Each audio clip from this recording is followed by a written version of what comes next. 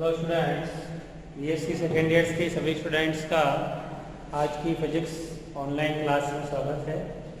जैसा कि आपको पता है कि फर्स्ट पेपर अपना कंटिन्यूस चल रहा है थर्मोडायनेमिक्स और स्टैटिक्स का, और उसमें सेकेंड यूनिट चल रही है। आज अपन पढ़ेंगे वाष्प दाब समीकरण। वाष्प दाब समीकरण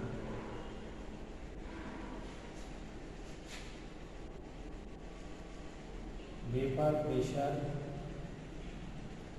इक्वेशन।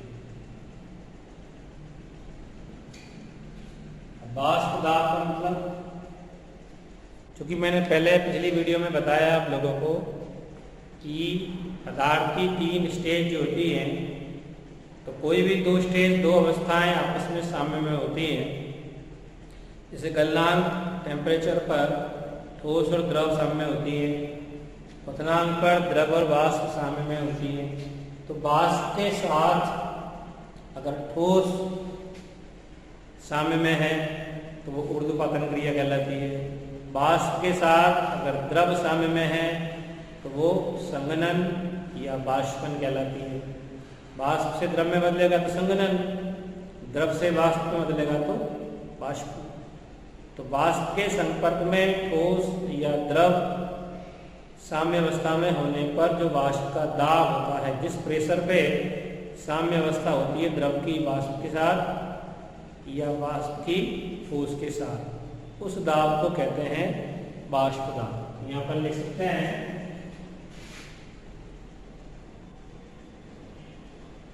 किसी पदार्थ की वाष्प के द्रव या ठोस के साथ साम्य में होने पर पदार्थ की वाष्प द्रव के साथ साम्य होगी या ठोस के साथ साम्य होगी। साम्य में होने पर वाष्प का दाब क्या कहलाएगा? वाष्प दाब कहलाता है। वाष्प दाब कहलाता है। इसके लिए समीकरण अपन याद करेंगे। तो चूंकि पिछली क्लास में हमने एक समीकरण पढ़ा, क्लॉसियस-लेफ्लॉन समीकरण। क्लॉसियस-क्लैपेरॉन समीकरण से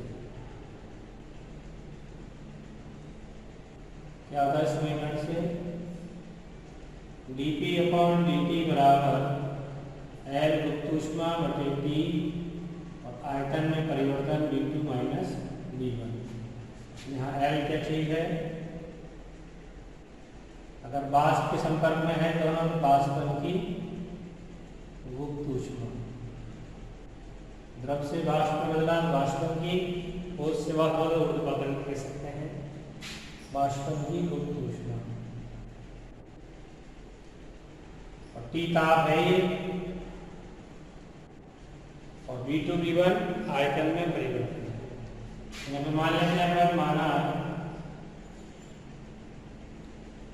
द्रव और वाष्प का साम्य है, द्रव वाष्प साम्य है, तो द्रव का आयतन V1, वाष्प के आयतन V2 की तुलना में कम होता है। द्रव का जो आयतन है वो V1 है, वाष्प का आयतन है वो V2 है। और ये अपन अच्छे से जानते हैं कि द्रव की जो वाष्प बनेगी तो आयतन वृद्धि होगी, यानी V2 का मान जो है V1 की तुलना में ज्यादा है। तो V2 माइनस V1 को लगभग बराबर लिख सकते हैं V2 के। V1 को नगण्य मान लिया, V1 कम है। इस समीकरण में dP/dt बराबर लिख सकते हैं L/T, और V2 माइनस V1 की जगह केवल V2 लिखिए। इसको समीकरण नंबर 1।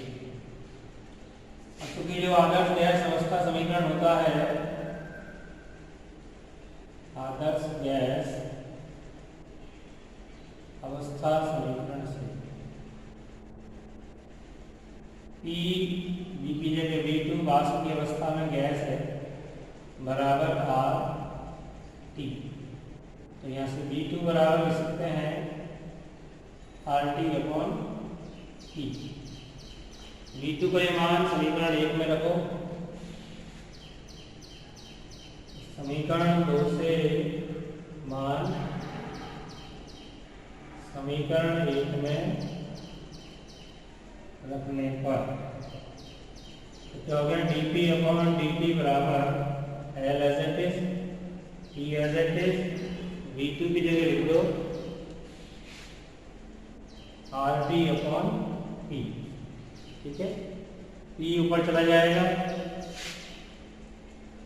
और dP/dt बराबर LT/RT²।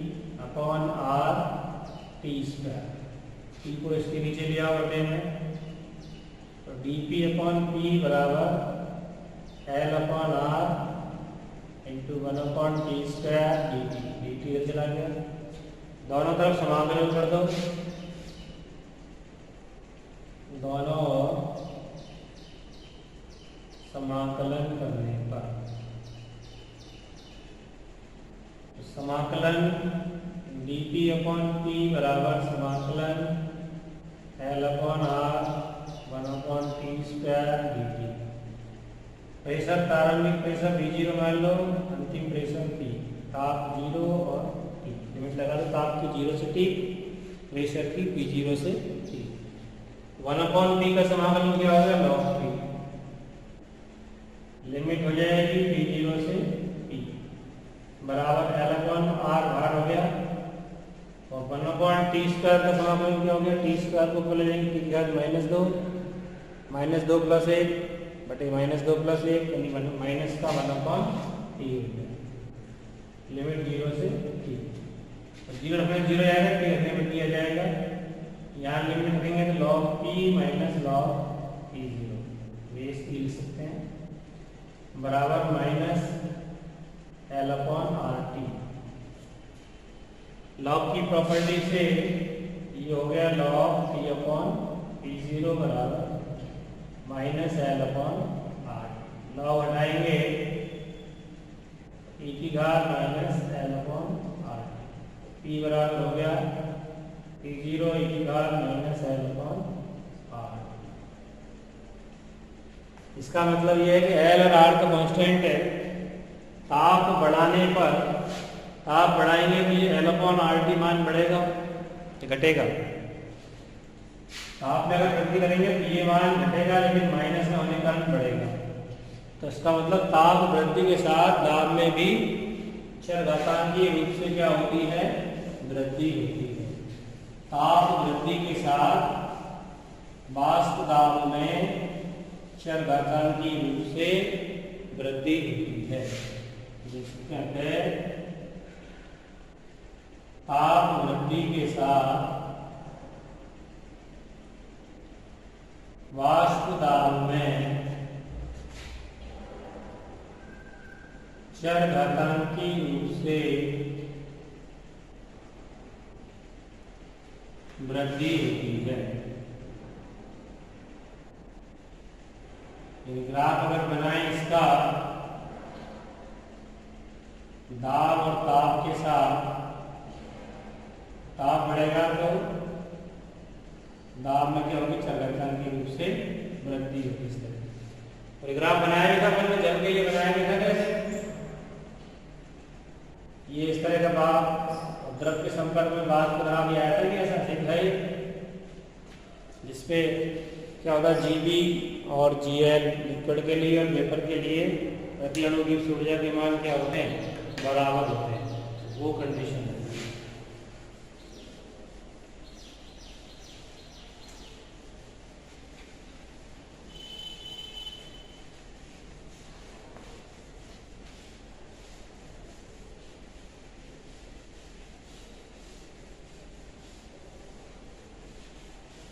उसके बाद एंथैल्पी ज्ञात करेंगे।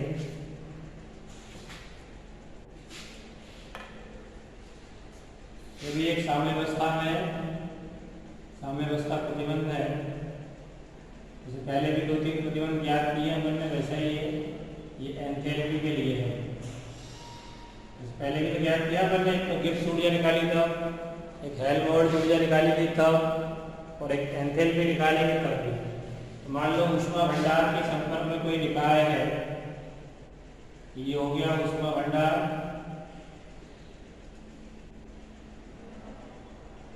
इसको अपन A डैश कहते हैं, और ये कोई निकाय हो गया A, इसका दाब B डैश, दाब D डैश। अब चूंकि अपन ये जानते हैं ऊष्मा जब लेंगे तो ऊष्मा गति का प्रथम नियम क्या होता है, ऊष्मा गति के प्रथम नियम से डेल्टा Q बराबर होता है du प्लस Pd, ये होता है कि डेल्टा Q बराबर du प्लस Pd, या U की जगह E लिख सकते हैं चाहे तो dE प्लस Pd, या डेल्टा के रूप में लिखना चाहे तो delta E plus E delta B, delta common ले लें तो E प्लस EB। ये टोटल जो एनर्जी आएगी पूरी ऊर्जा, P और B का गुणनफल भी ऊर्जा ही होता है, इस पूरी ऊर्जा को कहते हैं H से दिखाएंगे एंथैल्पी, यानी H बराबर E प्लस PB क्या कहलाएगी, एंथैल्पी भी ऊर्जा ही होती है।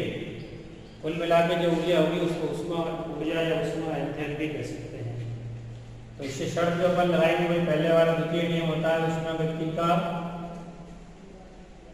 द्वितीय नियम से डेल्टा S बराबर डेल्टा Q अपॉन T, और दूसरे निकाय के लिए डेल्टा S डैश बराबर delta Q dash upon T dash.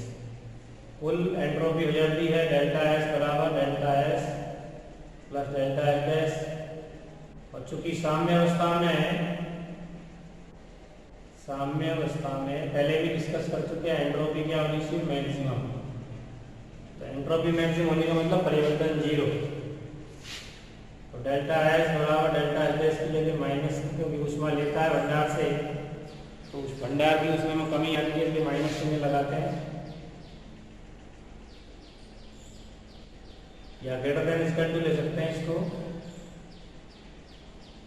Delta S का मान ये होगा minus greater than equal to 0, delta Q dash की जगह मान ये लिख दो delta E plus EB, P dash लिख दो इसमें, बटे T dash greater than equal to 0, T dash बदल ले आओ, T dash delta S minus delta E plus P dash B greater than equal to 0, delta एक साथ कॉमन ले लो, T dash S minus E plus PB क्या होती है, कुल ऊर्जा enthalpy greater than equal to 0, या माइनस कॉमन ले लें,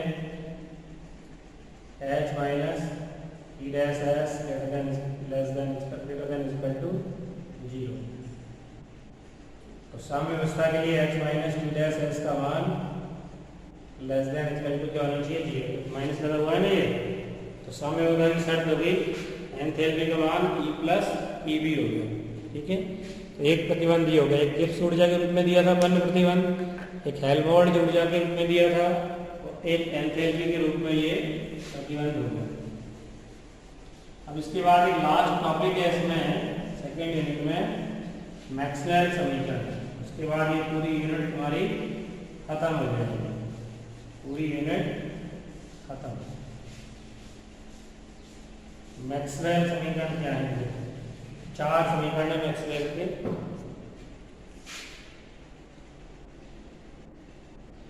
फर्स्ट ईयर में ही पढ़े थे, लेकिन इलेक्ट्रोमैग्नेटिक्स के थे, ये थर्मोडायनेमिक्स के हैं। प्रथम समीकरण कैसे प्राप्त होगा, देखो पहला समीकरण, तो थर्मोडायनेमिक्स का जो प्रथम नियम है, ऊष्मा गति के प्रथम नियम से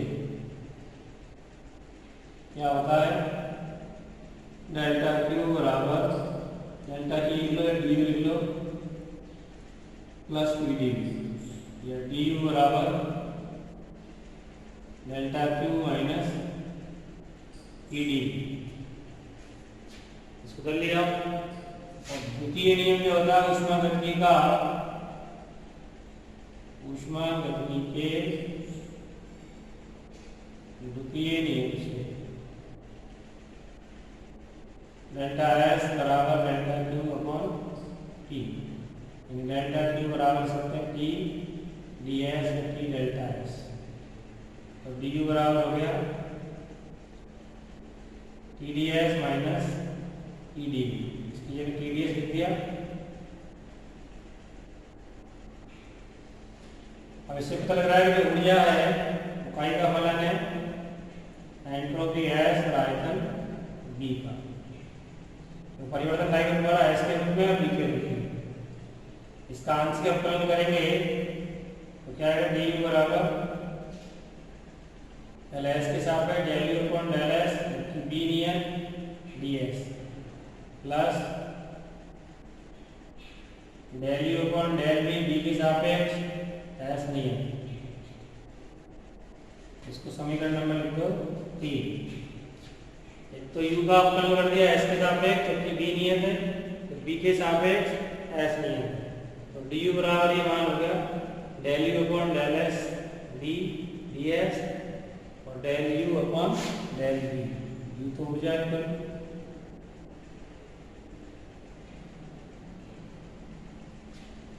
अब यहां से del U upon del S का मान निकालें। D U upon D S की बात है del U upon del S जबकि बी नियत।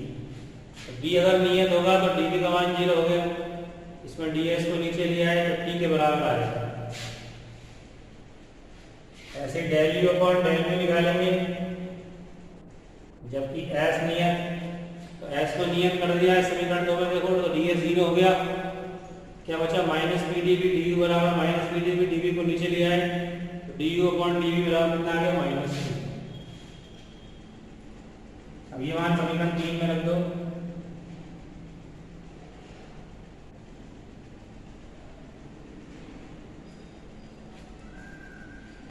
अब इसको यथातथ अवकलन अपन लगाएंगे इसमें del U upon del S B जबकि बी नियत और बी अपॉन डेल यू नियत जबकि क्या नियत हो।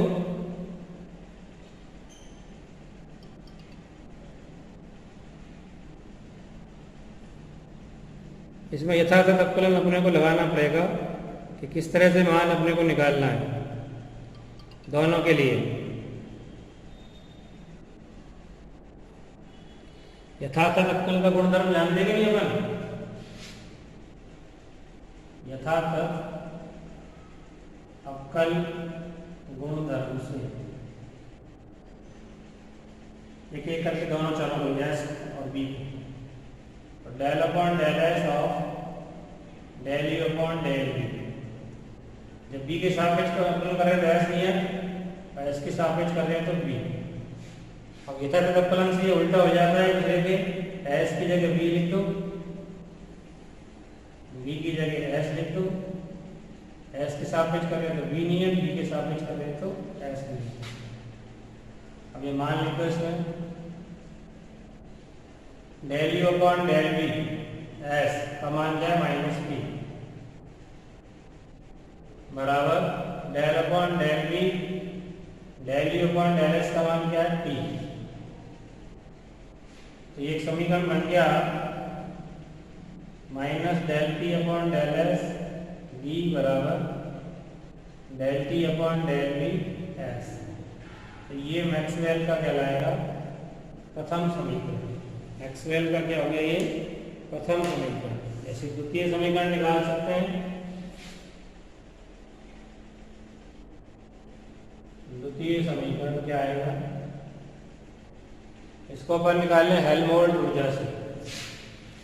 चूंकि हेल्महोल्ट्ज ऊर्जा है बराबर करती है U minus T S. E minus T S होता है U माइनस टी एस। इसका अवकलन करेंगे तो डी एफ बराबर D you minus first into second का अवकलन माइनस सेकेंड इंटू फर्स्ट का अवकलन। अब पहला जो नियम होता है, जो भी इसमें भी लिखा है, डेल्टा क्यू बराबर होता है डी प्लस टीडीवी, और डेल्टा क्यू की जगह टीडीएस भी होता है सेकेंड नियम से। डेल्टा क्यू बराबर टीडीएस, तो डेल्टा क्यू की जगह टीडीएस लिख दिया।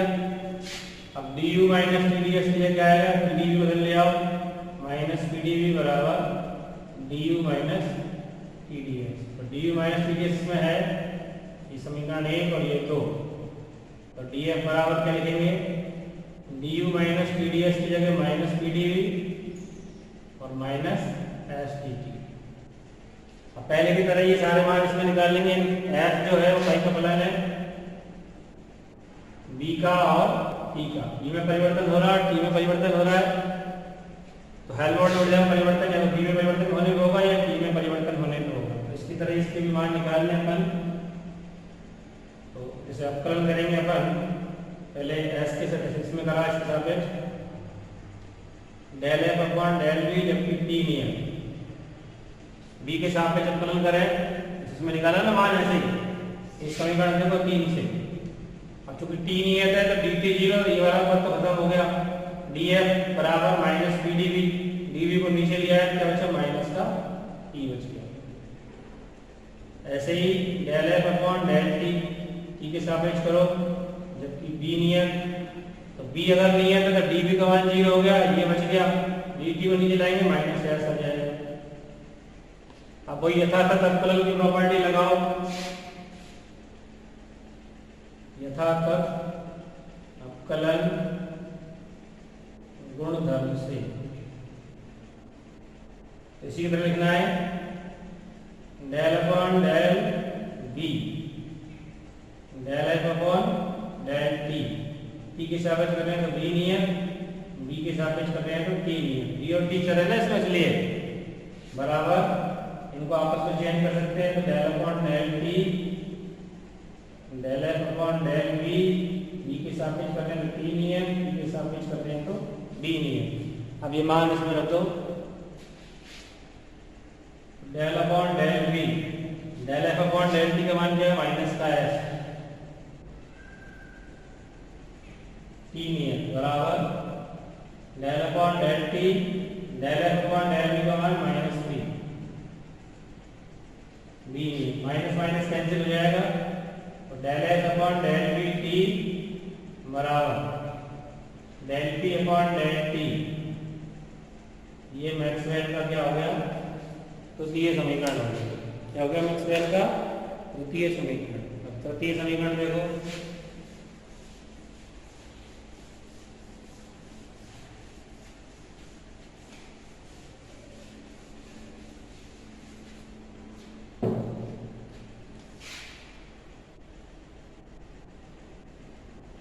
तृतीय समीकरण निकालेंगे एंथैल्पी से। एच बराबर क्या होता है, यू प्लस टी, भी निकाला था, यू लिख लो, टी लिख लो, एक ही बात है।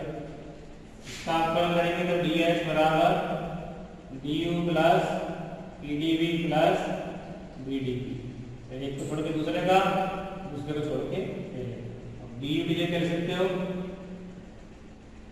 डी यू बराबर यहाँ भी लिखा है, देखो ये डी यू बराबर क्या है, T D S minus P D V, यानी तो अरे ये ना समीकरण, टी डी एस बराबर D U plus P D V होता है, तो पी डी वी बदल ले आओ, तो डी यू बराबर T D S minus P D V, या D U plus P D V direct होता है ये टी डी एस, ठीक है, D U plus P D V जगह T D S plus B D P, यानी enthalpy काय का फलन हो गई एस और पी का। अब इसका भी अवकलन करेंगे तो del H upon del S, S के सापेक्ष पी नियम, अब पी नियत है तो ये 0 हो गया डीपी, डी एच क्या तो टी के बराबर है, फिर del H upon del P, जबकि एस नियत, तो पी के सापेक्ष करेंगे, एस नियत है तो ये खत्म हो गया, बी बराबर है। अब वो ये तक अवकलन गुणधर्म लगाओ, del upon del S, del H upon del P, P के सापेक्ष एस नियत, एस के सापेक्ष पी नियत, चेंज कर दो, एस की जगह पी की जगह एस, या पी नहीं है या एस नहीं, मान रख दो।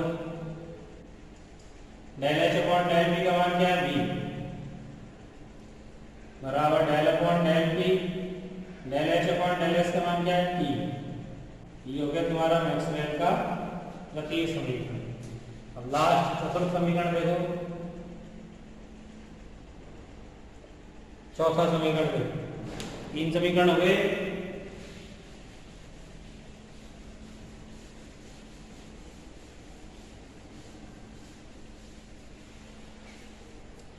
चतुर्थ समीकरण निकलेगा जो तुम्हारी गिब्स मुक्त ऊर्जा है, जी बराबर क्या होता है?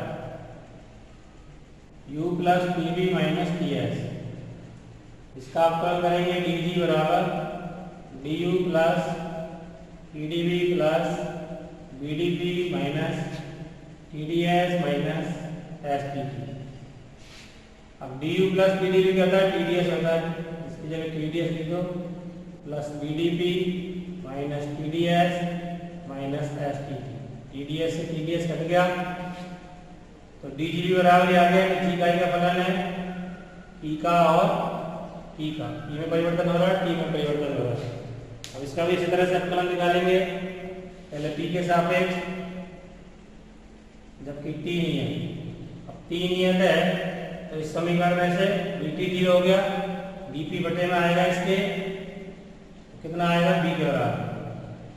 फिर एक बार करो टी के सापेक्ष जबकि टी नियत, अब टी नियत है तो ये 0 हो जाएगा, डी टी बटे में आएगा माइनस एस। अब वही यथार्थ अवकलन प्रॉपर्टी लगाओ तो del upon del P del G upon del T. T के सापेक्ष करेंगे तो पी नियत, पी के सापेक्ष करेंगे तो टी नियत। फिर डेल अपॉन डेल टी और del G upon del T. P के सापेक्ष करेंगे टी नियत, पी के सापेक्ष करेंगे टी नियत। मान लिख दो del G upon del T का मान बी हो गया, del upon del T del G upon del T का मान हो गया, यहाँ del G upon del T का मान माइनस एस और यहाँ del G upon del T का मान बी। ये मैक्सवेल का चौथा समीकरण। ये मैक्सवेल के 4 समीकरण हो गए। चारों समीकरण कोई से भी क्रम से लिख सकते हैं, कोई दिक्कत नहीं, 4 तरह से मिलेंगे। तो ये इस तरह से तुम्हारी सेकेंड यूनिट तुम्हारी पूरी होगी। 2 यूनिट तुम्हारी कंप्लीट होगी ऑनलाइन में। तो थर्मोडायनेमिक्स के फर्स्ट पेपर में 5 में से 2 यूनिट पूरी करा दी है। अगली यूनिट अगली वीडियो में डिस्कस करेंगे। तो आज की क्लास के लिए इतना ही काफ़ी है। धन्यवाद।